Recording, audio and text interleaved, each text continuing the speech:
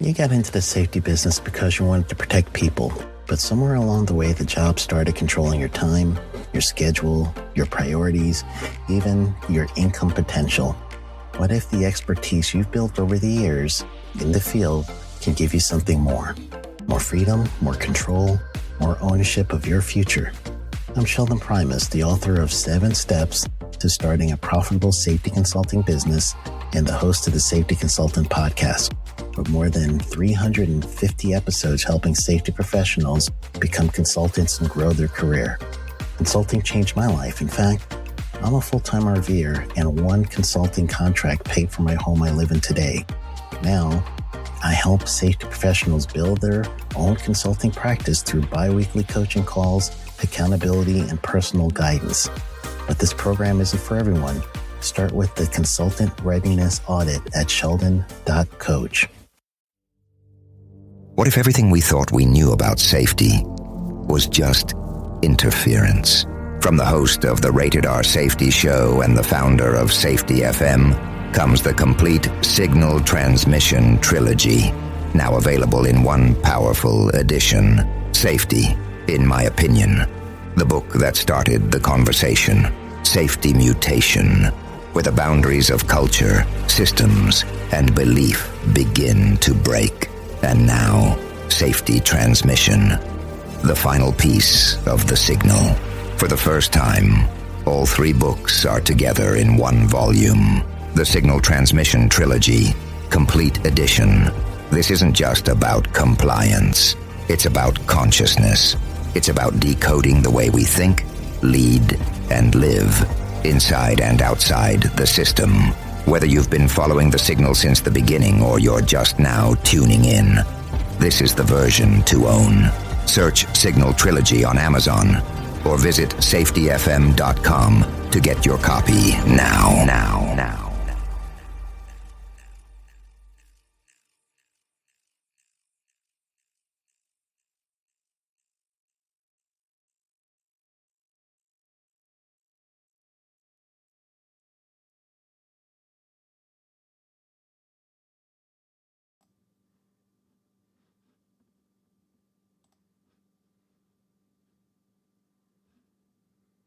Yeah.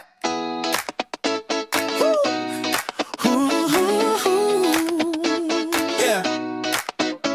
No alarms, no suits, no ties. Just me and my sweatpants light. A coffee mug that never runs dry. No boss to ask me why. 21 days of freedom. Yeah. No emails, no meetings, no drama. Yeah. Dance in the kitchen like I just don't care. 21 days of freedom. Yeah. Mail still coming slow as snails, but I'm out here chasing tails. Hey, my dog's my coworker now, and he never raises his brow. Wi-Fi's down, but the vibe's still high. Who needs a paycheck when the sun's that bright? 21 days of freedom, yeah. No red tape, no budget scare. Living like a billionaire in my underwear. 21 days of freedom, yeah.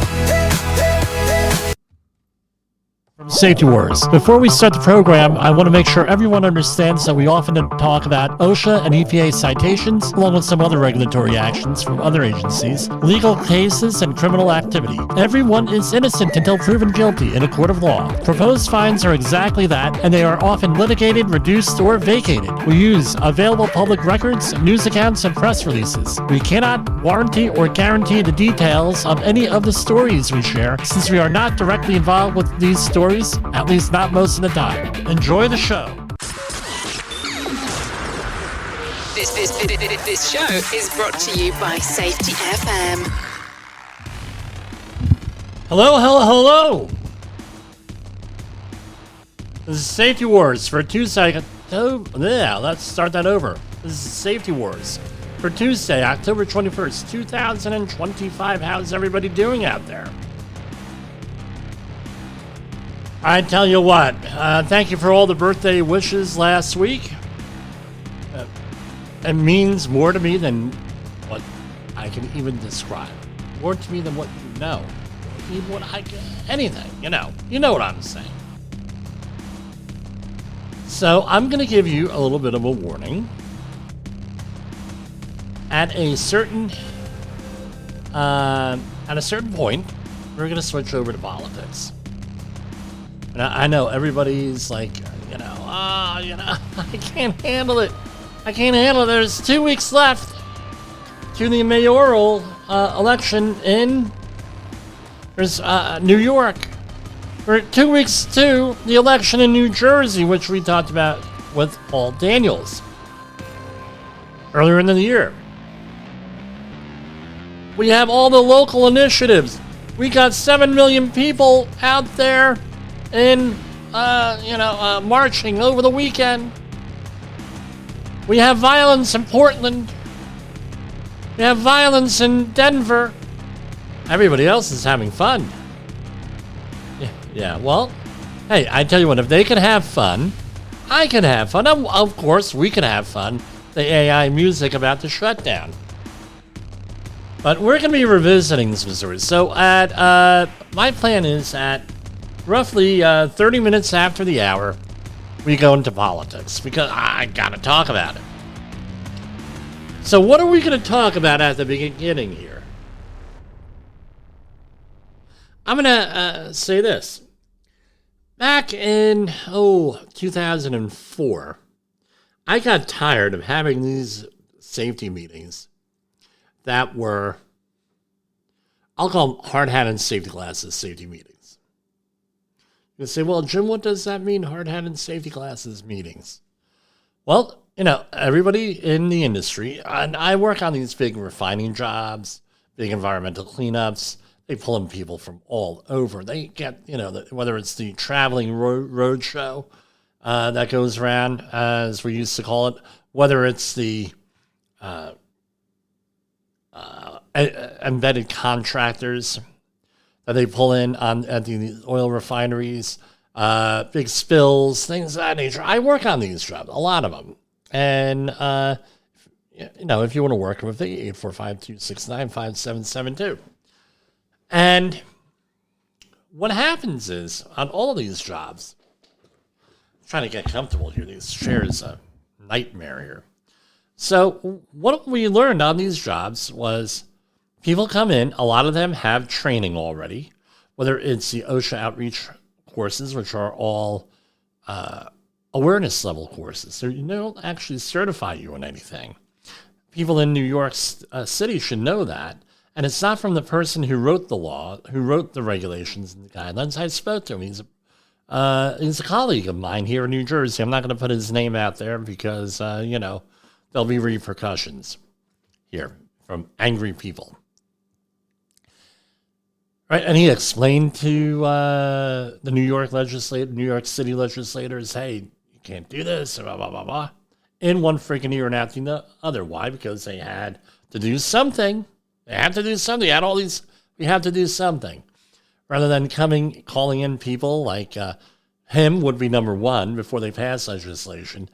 People like Todd, people like me, people like any number of the people on our network, Jay Allen, outside our network, multiple people they could have called in as consultants and would have been happy to help them write the law. Not for free necessarily, but they would have been happy to write the law for a reasonable price.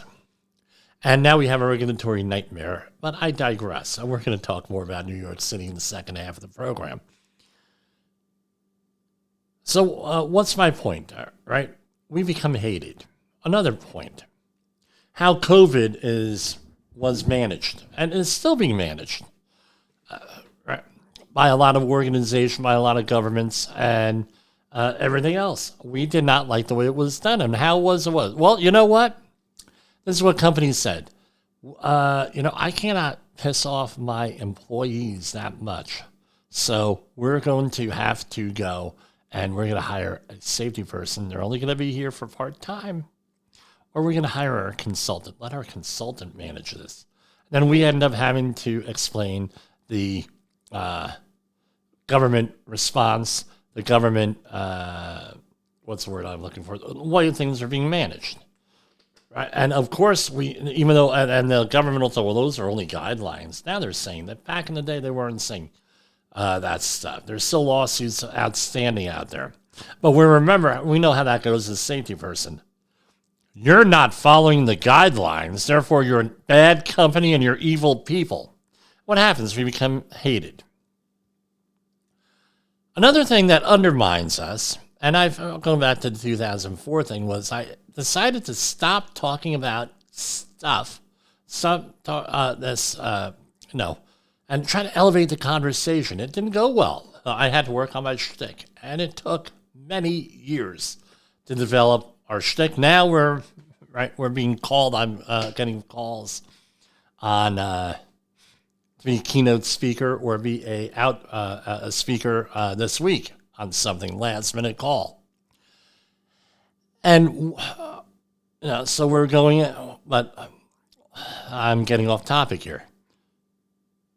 The conversations you have on those safety meetings and how they're presented, how they're managed, whether it's a daily one, a weekly one, monthly one, annual one, that tells a lot about you. Are you making that connection with the people? Because I tell you what, these people, they're traveling road shows and everything, they hear it from all over. Oh, hard hats, safety glasses, fire retardant clothing. Oh, cut level 3 gloves now, hearing protection. And then they get a thing, ANSI Z87, it goes in one ear and out the other, like they're wearing hearing protection, right? Right. They can't, they ignore you, right? And then what happens? You lose them. You got to wear your hard hat, and this is how a hard hat will help you. And then it went into, no, these are gloves, and you got to wear cut level 3 gloves. Well, what does that mean? I don't know, but you got to wear them. And it goes on, and it undermines us. The other thing is this. I did an introduction to HOP class this morning. And one of the things that resonated with people, and I've done this dozens of times at this point, one of the big things that resonates with people is how you react to failure matters. Real simple. How you react to failure matters. They said, and I'm going to share the story about my friend Dave. I'm trying to get him on this podcast, but he's, or on this program, whatever we're calling it. And I said, well, Dave, I set him up a couple years ago. I said, Dave, this is what I want you to do. I want you to go and tell me, you're going to say to me during the safety meeting, Jimmy, put on your safety glasses. And he says, why? You're in a trailer. You don't have to worry. I said, just tell me. Just ask. And he said, okay. And I knew that Dave could handle this and he would get a kick out of this. And he says, Jimmy, put on your safety glasses. So then I let into him. Who the hell are you to tell me to wear my safety glasses? I'm the one who taught you about safety glasses. And it went on for like 5 minutes. It seemed like 5 minutes, probably closer to 2 minutes. On and on. And he felt, ugh. I said, now, we all know that I'm joking with Dave here. I said, this is a joke, right?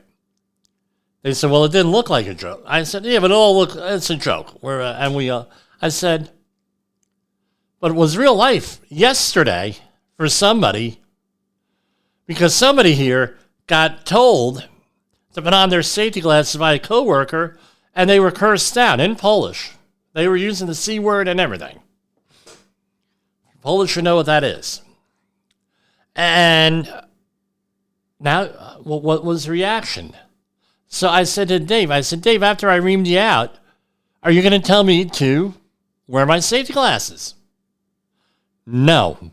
I said, now, that's what your reaction matters. Your failure, right? The failure to wear safety, your reaction, you get reminded, it matters. And this is how corporate culture is. If you're continuously giving people an adversarial situation, especially if you're a safety person, remember, Normally, you do not have the right to hire, fire, discipline, make changes, or manage the work. That's normally not the case. And by the way, my disagreement with the ASSP and the VCSP is that that's their philosophy. The safety person is off to the side. Right? Doesn't get involved in these human resource issues. Okay, fair enough. That's how companies want to play it. But on the other hand, people think that you have that authority, and they're like, well, why aren't you using it? And then what happens? You go out on these jobs. Well, how come you're not enforcing the rules? Well, I have no enforcement, right? And then back in the day, now it's, and I said this to somebody on one of my last projects. The client comes up, they're not doing X, Y, and Z. Well, I told them to do X, Y, and Z. It's I'm a third party person here. They were told to do it. They were told to do it in writing. They were told to do it verbally. Well, how come they're not doing it? I don't have the authority to hire. I don't have the authority to fire. I don't have the authority to discipline. I don't have the authority to manage. I don't have authority to do anything with them. So we try our best. We do it. But you know what? Guess who has that? That person over there. Let's go over and talk to him. It happened here in the current project I'm on. Well, Jim, okay.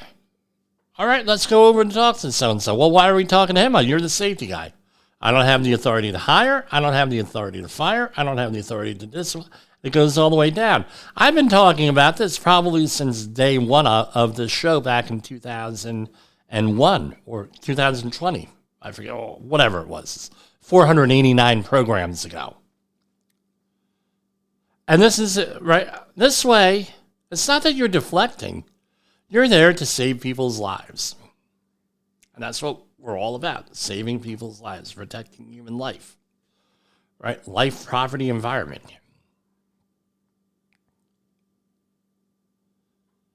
So now what else do we want to talk about? Love your fellow man. Or we'll say fellow human. Right, the goal of do unto others as you wish to do to you, right? We all know that. The Bible says a little bit differently, right? Love your neighbor as yourself. Love God, love your neighbor as yourself. Share it with the world. Sometimes they throw it in there if you want a sloganeer. Pretty much every mainstream religion has that in there. Every philosophy, it even goes beyond that. Secular world. Treat others how you want to be treated. Why do I bring this up? So there was this story, a guy by the name of, what was his son's name was Adam, and it was a Polish guy, right? It was a Polish company. And I said to him, and he said, I'm not freaking telling I'm not the foreman, I'm not telling the coworker, blah, blah, blah, blah, blah. To correct anything, I'm not getting paid to do that. Blah, blah, blah. I said to him, your son works there, Adam, right? He says, yes. He works there. I said, okay. He's what, 18, 19? I said, if your son was doing something wrong, that could get him killed or seriously hurt, would you want one of your coworkers to let him know, to try to correct him? He says, yeah. I said, okay. Well, every one of these coworkers is someone's son, someone's father, someone's daughter, someone's mother, someone's brother. Someone has a family. All I'm asking for you to do is what you expect other people to do. You want other people to do. And then it clicked in his head. He said, you know what? You're right. We have the other, on the other end too, right? Ask questions. You're dealing with a major catastrophe or a personal injury or a workplace. You're dealing with something. Everyone's so upset. Now you're going to say, well, Okay, everyone's all upset. Oh, well, and then you hear, well, what? Tell me about it. Oh, he was a good worker. He was a good friend. He was this. I'm going to miss him. I love it. And then you hear about this going on for about a year right? And it's it's genuine at the beginning. No doubt about it. It's genuine at the end, most likely. Sometimes it isn't. 5 years later, you find out the real story of what happened to the accident after all the lawsuits are done. And everything that's been settled. That's the other thing. So you go out, and you hear this again and again and again. And I said, you really loved the guy, right? Yeah. Well, you obviously didn't love him enough to make him to put on a harness. Tell him to put on a harness and remind him to put on a harness. And then, that was below the belt. Maybe it was below the belt, but guess what? Truth is sometimes raw. Truth is sometimes harsh. That's why we have this here, right? From the front lines of the safety war, it's Safety Wars, with your host, Jim Posel on Safety FM. Get ready to face the harsh reality. Harsh reality. But as we go along in our HOP journey, or human organizational journey, you realize that why do people do what they do is because of incentive. The reason why they don't warn people of anything, why? Because there's incentive not to. Whether it's the company actually gives a financial incentive saying you get this job done, you skip steps, you get the job done, get her done, and you skip steps, and now you get the job done a week ahead of time. Guess what? That's an incentive. You go to the next job. Add a boy, add a girl. Maybe they put a little bit of bling in your pocket, give you a couple of days off. That's an incentive. Maybe the incentive is not only getting ahead of schedule, under budget. Maybe because you're not wasting 10 minutes a day doing a safety meeting in the morning or 5 minutes a day doing a huddle. Maybe it's, we don't need no stinking safety guy here or safety gal. Guess what? We're not going to hire one. I'll handle it. And then you go through all the way through. You mumble your way through. You have your 14-year-old child at home do all your safety paperwork for you, do all the reports, blah, blah, blah, blah, blah. You don't have to pay. Maybe you pay them a pittance, or maybe they just have something to do. They want to help mom and dad out, right? Blah, blah, blah. Now, we save money on this, we save money on that. That's the incentive. We didn't have to deal with any stinking safety guy, blah, blah, blah, blah, blah, blah, blah. We've been on jobs like that. You're in construction environment. Now that's an incentive. And you have all these built-in incentives. They may be perverse. And that's why it doesn't happen. It's not that they don't love the person, they don't like the person, but that's why it happened. They have an incentive. They want the incentive more. Or, hey, I don't want to be told to do something. You don't tell me to do something, like in our previous example. Why do I mention this? Going back to the safety meetings, right, that was started out for. Reason being is that people don't want to hear the same crap over and over and over again. They don't want to hear it. They don't want to hear the same stuff. So I challenge people on the safety meetings and all of these trainings to give them information that they would not normally have, to show them real-world examples. And if you're interested in that, give us a call, 845-269-5772 or jim@safetywars.com. Now, going on with all of this, we're going to go to a brief commercial break. And where are we at? We're at about 21 minutes. I tell you what, let's cover a couple of news stories here. So the government now, like our opening song said, 21 days into this. How's it impacting OSHA here? So this is from Dave Blanchard from EHS Today yesterday. Safety leaders suggest that OSHA should focus on updating standards, enhancing training programs, and applying regulations more broadly to improve workplace safety. OSHA staffing has decreased, right? There's an article in, right, The Incredible Shrinking OSHA. OSHA staffing has decreased by 44% since 1980, reducing inspector-to-worker ratios and impacting enforcement capabilities. Well, I don't know. Since 1980, where a lot of Democrats were elected then, weren't they? And liberals. Okay, let me point that out. The agency faces criticism for focusing on outdated standards and reactive investigations rather than proactive safety measures. Well, there's been a suggestion to get rid of the CSV, and CSV is supposed to be one of those agencies, one of those organizations, as I recall, formed in the mid-1990s, 98, 97, in that era, right, to go and do that. I mean, to go and, focusing and, right, on proactive safety things. Investigate and then report back. Hey, this is what needs to happen. David Keeling's goals include adopting new technologies, enhancing collaboration, preventing incidents through predictive analytics. We all know, if you're in the safety industry, predictive analytics sometimes work, but usually don't. Why? Again, what's your job as safety manager? Going out there and auditing people, leadership positions, managing things, doing industrial hygiene audits, things of that nature. To go and talk about key performance indicators, there's a right buzzword for you, and trying to treat them, these subjective observations we make, as objective observations, and then try to predict behavior on that. I don't think that's the way we want to go. If you recall, like a year ago, we did a story how in China, they're actually putting helmets on workers to measure brain activity while they're working, and then penalizing them is what the long-term thing is if they don't focus on their job. Is that what we want to do? Something along those lines? Or do we want to have somebody walk around with their freaking iPad? And they don't tell you what they're doing. They're just watching you. Oh, that doesn't happen? Oh, there's an Amazon. I said it. There's an Amazon warehouse out there where they do that.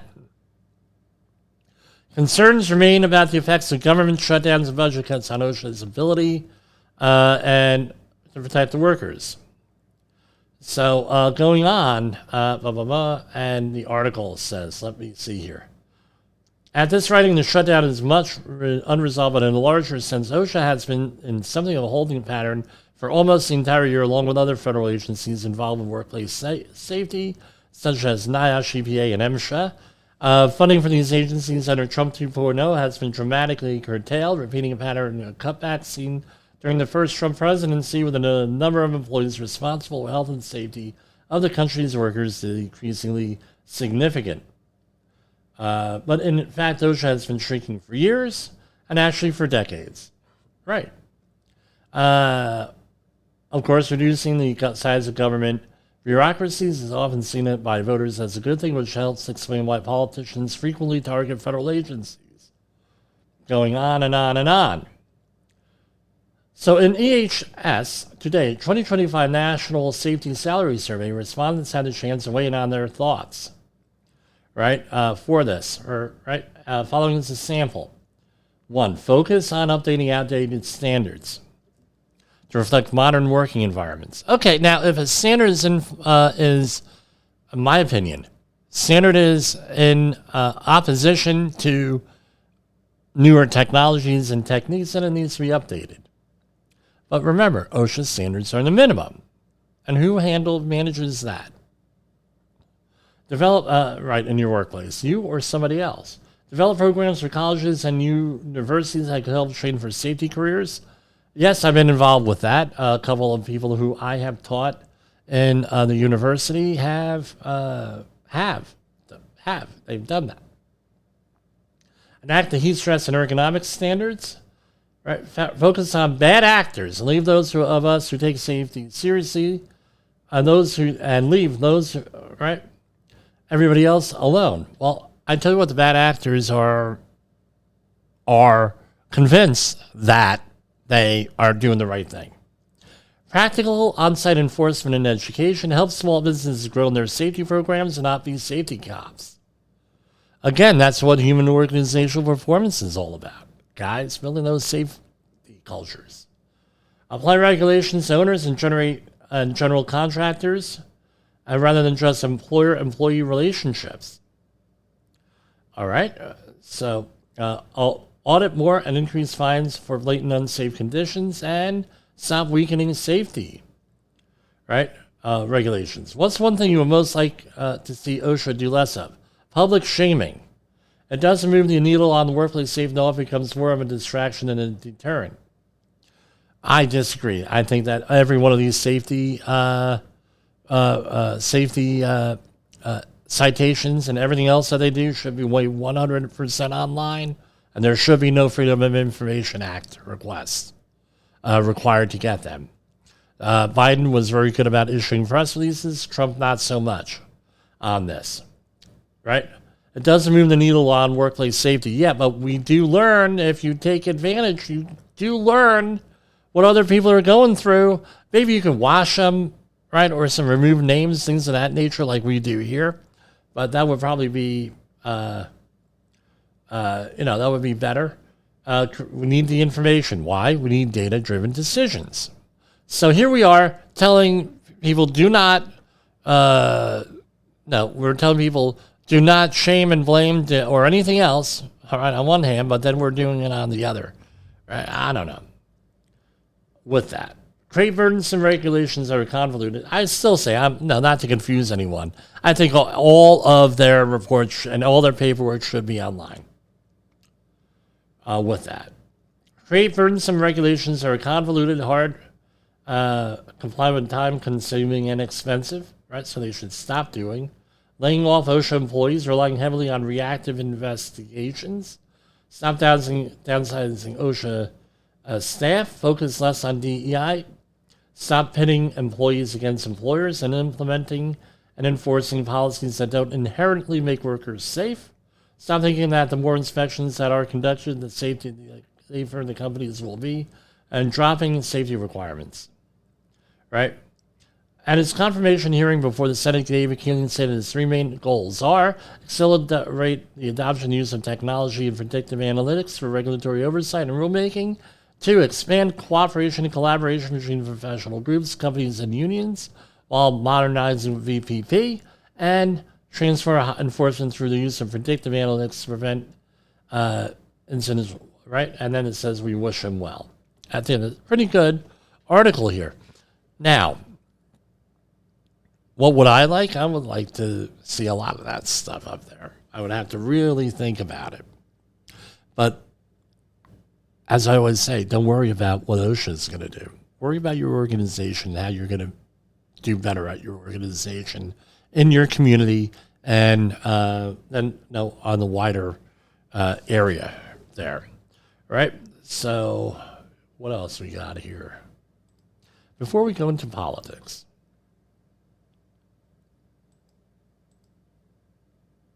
Okay, so on the government shutdown here. Government shutdown on day 21, this is from CBS News.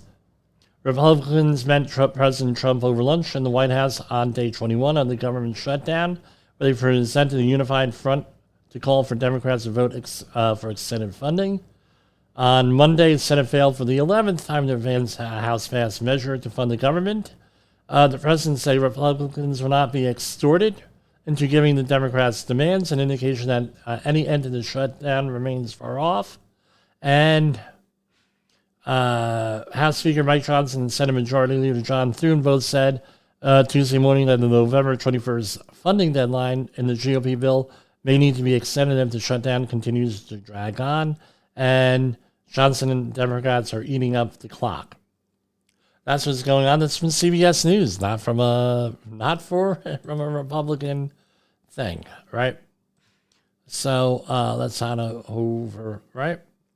And again, we mentioned that. I have redundant stories here. All right, Blue City Mayor rocked as gunfire hits home. Says none of us are immune from crime. Stockton Mayor Christina Fugazi says an incident strengthens her commitment to neighborhood safety. I guess that is California, Stockton, California, and not New Jersey. California mayor's home was struck by gunfire over the weekend during a nearby shooting that police believe was gang-related. Right, she doesn't appear to be targeted. Okay. Boom, boom, boom. All right, That's that. Okay. 10 key dates to watch as government shutdowns nears record lengths from USA Today, from Joey Garrison today. So, what are the 10 key dates, right, with this? Let's see. October 22nd, shutdown becomes the second largest. So that is tomorrow. And if the shutdown continues into Wednesday, it will become the second largest at 22 days, trailing only the 35 day shutdown in the 2017 during Trump's first term in office. The 1995 shutdown during the President Bill Clinton was sparked by a spending disagreement before Clinton and Democrats. Republicans-led House Speaker Newt Gingrich was not continuous shutdown, but rather two separate shutdowns from November 14th, 1995, and later December 16th to January 6th, 1996. October 1st, first full paychecks of federal workers missed on October 24th. Right? All right. Trump leaves for Asia, October 25th. Trump is set to depart Washington on Saturday for multi-day, multi-country visit to Asia. Right? So, again, he'll be out of the country. October 31st, next paycheck for military members due. Members of the military receive their October 15th paychecks, but it's unclear whether they have the money for their next paychecks on Halloween. Right? That could be a problem. October 31st and November 5th, next checks for congressional staff. Staff members of U.S. senators miss their first paychecks on Monday. They will miss their next paychecks scheduled for November 5th if the showdown is still going on. House aides are paid once a month and are at risk of missing their October 31st paychecks. November 1st, open enrollment for Obamacare begins. Democrats have circled November 1st as a key deadline for Congress to extend the expiring Affordable Care Act credits as part of the bill to reopen government. November 1st is when open enrollment for ACA, the ACA, also known as Obamacare, again, Head Start funding at risk. Early childhood Head Start programs are on November 1st. November 5th, record longest shutdown on there. All right, and November 21st, Thanksgiving travel begins before the holiday, and that's when Congress will be out. So that's all of the critical dates here for you, if you're following along. All right, we're going to go into politics here. So the people who don't want to hear it, that's fine.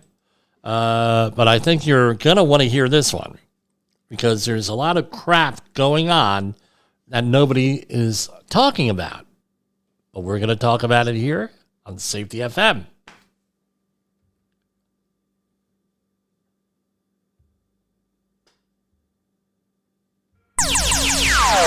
Safety Wars is streaming now.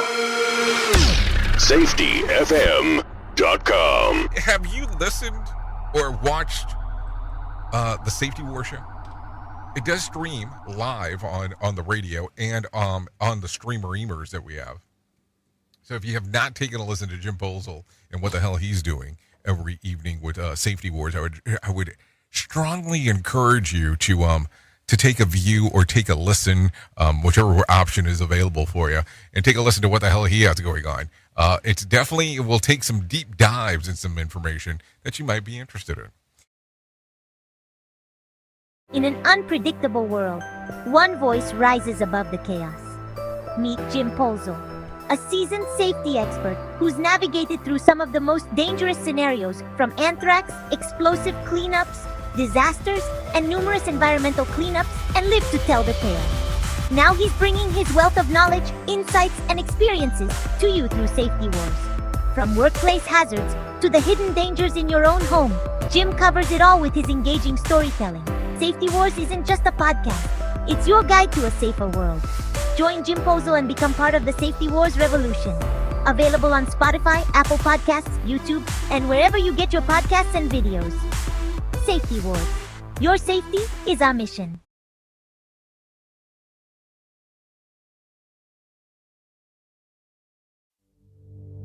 What if everything we thought we knew about safety was just interference?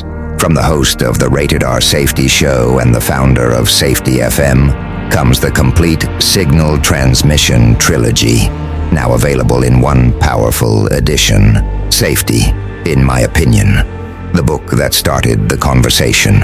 Safety Mutation, where the boundaries of culture, systems, and belief begin to break. And now, Safety Transmission, the final piece of the signal. For the first time, all 3 books are together in one volume. The Signal Transmission Trilogy, Complete Edition. This isn't just about compliance. It's about consciousness. It's about decoding the way we think, lead, and live, inside and outside the system. Whether you've been following the signal since the beginning or you're just now tuning in, this is the version to own.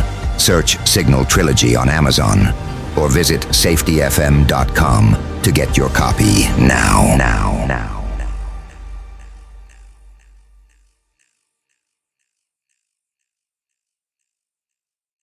Is your safety training old, stale, and hackneyed? Is your safety trainer still preaching a warped version of behavior-based safety? How about safety training that actually addresses your hazards in your workplaces and is not standardized baloney from 25 years ago? Contact the Safety Wars team at safetywars.com or call Jim Posel at 845-269-5772. Remember, if you're receiving this message, you are the solution to unsafe workplaces. Mechanical birds above. Yeah, you thought you would never hear this song again. Secrets and the streets we tread, beeping lights and wings of chrome, guiding paths as we roll.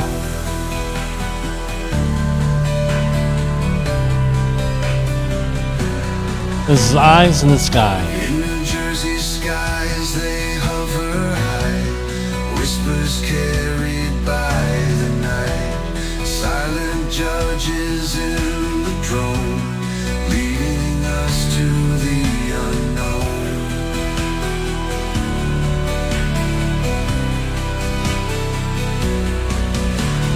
Eyes in the sky, they never sleep. Dreams and the secrets they will keep. And that was Safety Warrior with Eyes in the Sky. I put that one together early this year, late last year, with all these drone sightings in New Jersey. It turns out they finally released what the hell was going on. It was a private company trying to do prove technology, right, for this. Because, again, my impression is that it was military related, and I'll stick by that because we're running low out there. I mean, they're talking with the Ukraine, and as we previously said on this program, we've had an ammunition shortage in this country since 2010 for conventional arms, with very limited way of replacing them because all of these smelters went offline, and for them to start giving weapons away, I don't think that's a good idea, regardless of what your opinion is. Oh yeah, by the way, let me mention this again. Right? I mentioned it over the weekend on the little thing I did on the No Kings rally, right? Oh, I had an accident. I was going to be here Friday night, and right before showtime, I had an accident, of all things. Trip and fall while I was carrying things. And went into my face. You can see right here I got like a mark on my nose. I got a little bit of a black eye, that sort of thing. Looking better than it was Saturday morning and Friday night. And then it got really bad Saturday. It was nuts. Now, let's talk about politics here. Because I think, as I had a discussion with a loved one today, who's to blame? Right? And I know blame fixes nothing, but if you were to blame someone, or let's say if you were going to improve things, let's frame it in that way, for the situation in New York City. For those of you worldwide out there, you have 3 people. You have, and I can't pronounce his first name, Mamdani. He is the Democratic candidate, far left.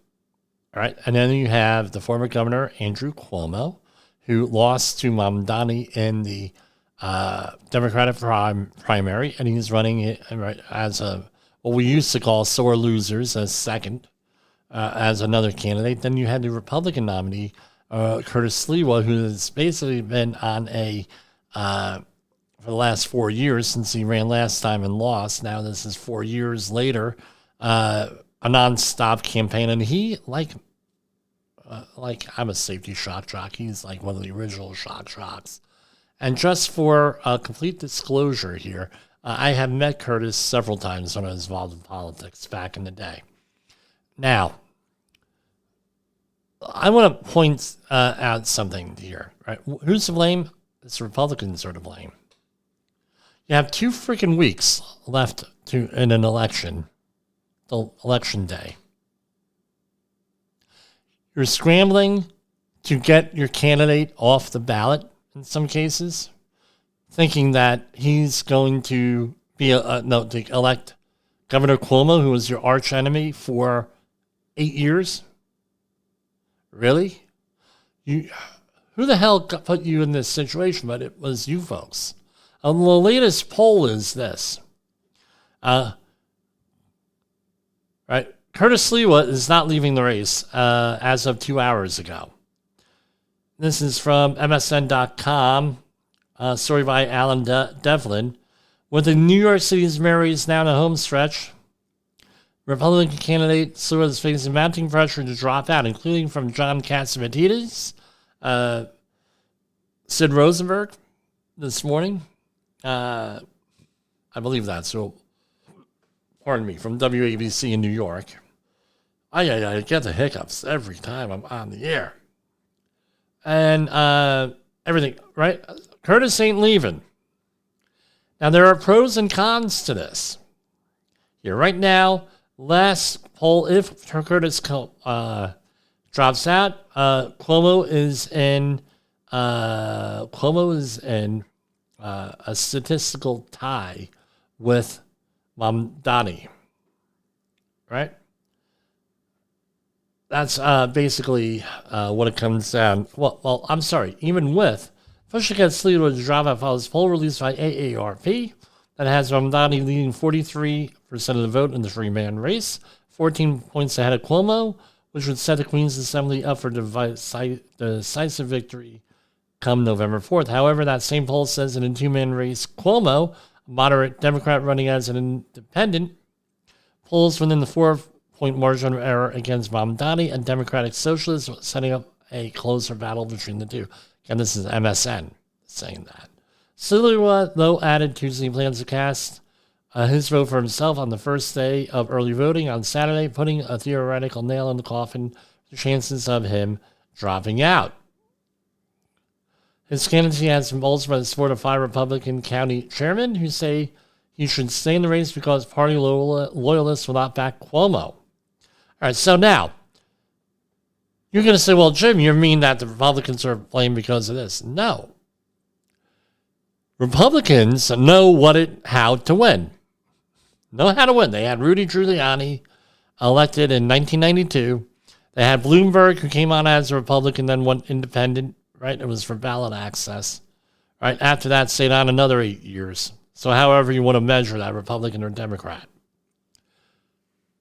The question is this. Some people feel it's a waste of time. I don't think it's a waste of time. Not by a long shot. You cannot be worried about the next election, especially when you're a Republican in New York. You have to be worried about movement.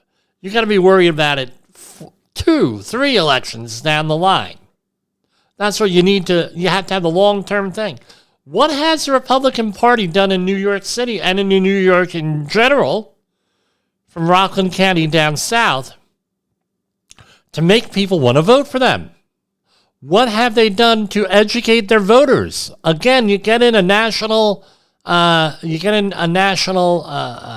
organization, an organizer out there. That's what they're going to ask. What are we doing to get people mobilized? What are we doing here? What are we doing there? I mean, this is not very hard, folks. So the Republicans, on one hand, they're between a rock and a hard place. On the one hand, you don't want Mamdani in, so you want Curtis Lewa to drop out. On the other hand, Curtis Lewa drops out, let's say Cuomo does win, you're further marginalized. What's your plan after that? What is your plan not on Tuesday, the election day? Your plan is, what are you going to do about it after you take the weekend off and you come in the following Monday and start working for the next election? That should be your plan. Again, 4-year cycle. Educate, run candidates. Educate, and then the 4th year is get out the vote. You shouldn't be educating. You shouldn't be relying on the media, the mainstream media. Right now they're quote unquote reforming a little bit because Trump is there and he's not going to give them any of the coverage that they want. So now it's on their end. And now they're threatening FCC licenses, which, by the way, the threatening of FCC licenses goes way back Democrat and Republican administrations for many years for favorable coverage. All right, they grant them, right? Quid pro quo. Internet is now doing what's your plan after that? That's what it is. Now, for the people who are saying here, now we have 400,000, right? So let's do that. We had this past weekend, and I'm going to disagree with the president on here. We had 7 million people show up for the No Kings rally this past weekend. First No Kings rally earlier this year was 2 to 4.8 million people. Now, first and foremost, after October 16th, 1996, which we're going to talk about then, Million Man March and out there was a lawsuit against, and I don't know if it started with that, but there was they started filing lawsuits against the National Park Service and other government agencies that make these estimates because there was some disagreement, so they stopped making the estimates, was their thing, so they don't get sued. So, 7 million. Now, the president says, you had 2 to 4.8 million in, I believe it was June.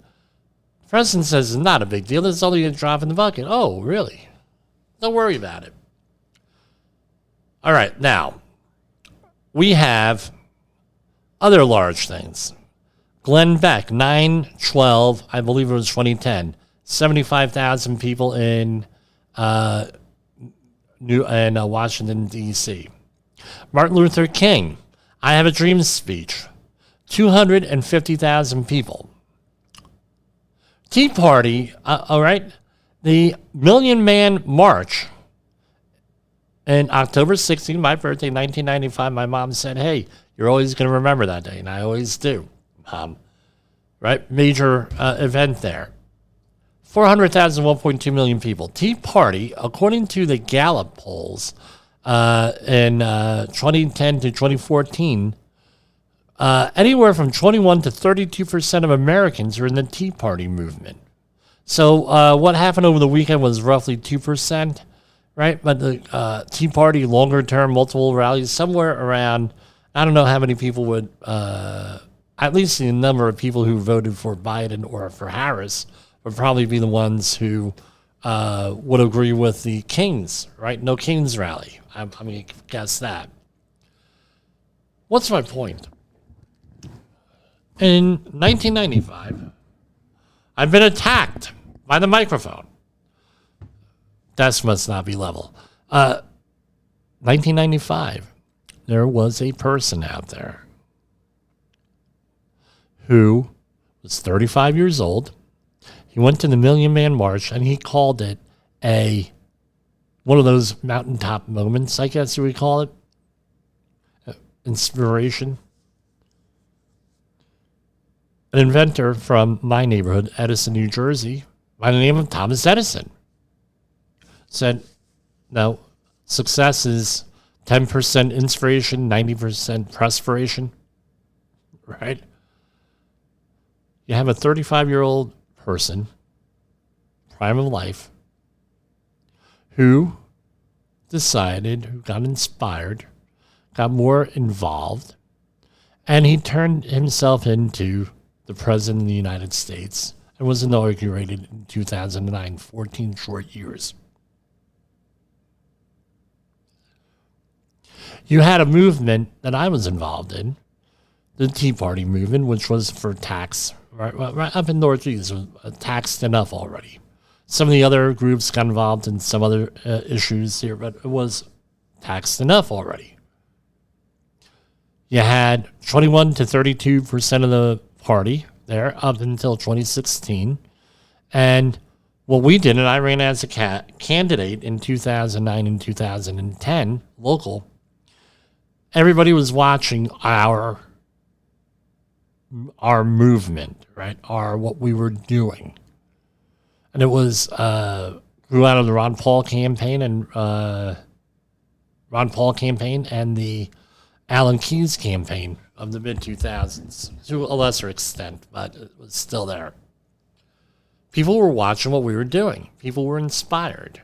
It got people to go out there and think that maybe we don't have to vote down the line. We could go a little bit, even in the primary or the general election, offline. And what ended up happening? What ended up happening was we had the election of Donald Trump, right? So from 2009, and some people put it at 2008. It really was the second from the last week of February 2009, and then I was recruited the following week, and I have proof of this because I was the cameraman at the one in the first one or the second, depending on how you want to count, in Washington, D.C. I have the footage. So you had there, and it was a very organic thing. It was along the lines of, hey, Jimmy, do you have a camera?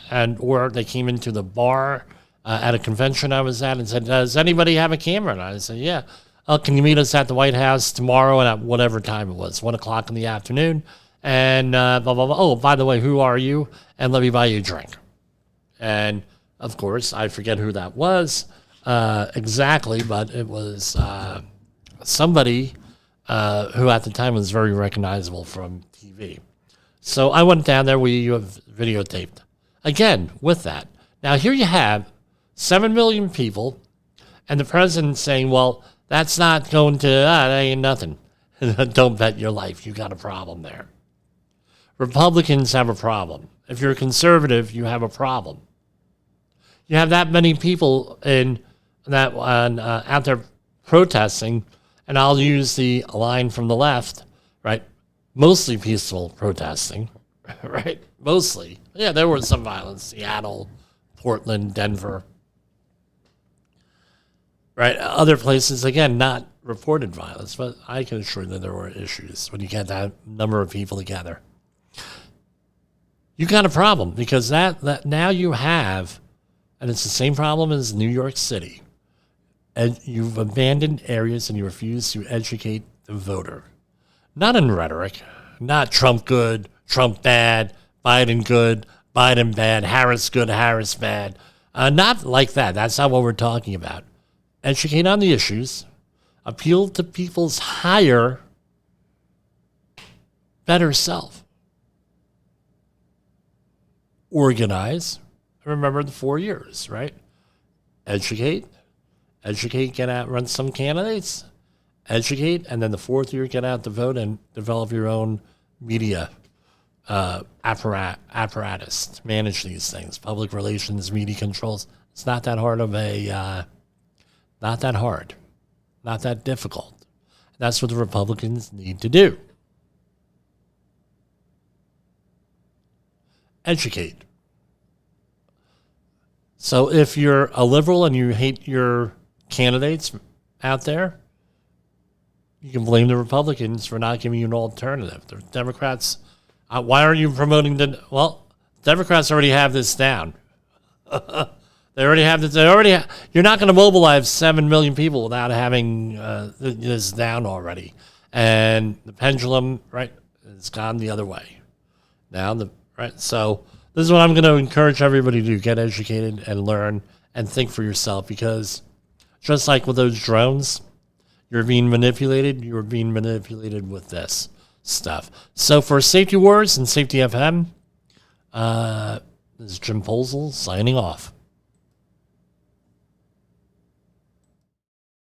You got into the safety business because you wanted to protect people, but somewhere along the way, the job started controlling your time, your schedule, your priorities, even your income potential.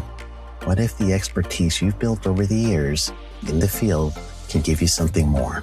More freedom, more control, more ownership of your future. I'm Sheldon Primus, the author of 7 Steps to Starting a Profitable Safety Consulting Business and the host of the Safety Consultant Podcast, with more than 350 episodes helping safety professionals become consultants and grow their career. Consulting changed my life. In fact, I'm a full-time RVer, and one consulting contract paid for my home I live in today. Now, I help safety professionals build their own consulting practice through bi-weekly coaching calls, accountability, and personal guidance. But this program isn't for everyone. Start with the Consultant Readiness Audit at sheldon.coach. What if everything we thought we knew about safety was just interference? From the host of the Rated R Safety Show and the founder of Safety FM comes the complete Signal Transmission Trilogy, now available in one powerful edition. Safety, in my opinion, the book that started the conversation. Safety Mutation, where the boundaries of culture, systems, and belief begin to break. And now, Safety Transmission, the final piece of the signal. For the first time, all 3 books are together in one volume. The Signal Transmission Trilogy, Complete Edition. This isn't just about compliance. It's about consciousness. It's about decoding the way we think, lead, and live, inside and outside the system. Whether you've been following the signal since the beginning or you're just now tuning in, this is the version to own. Search Signal Trilogy on Amazon or visit safetyfm.com to get your copy now.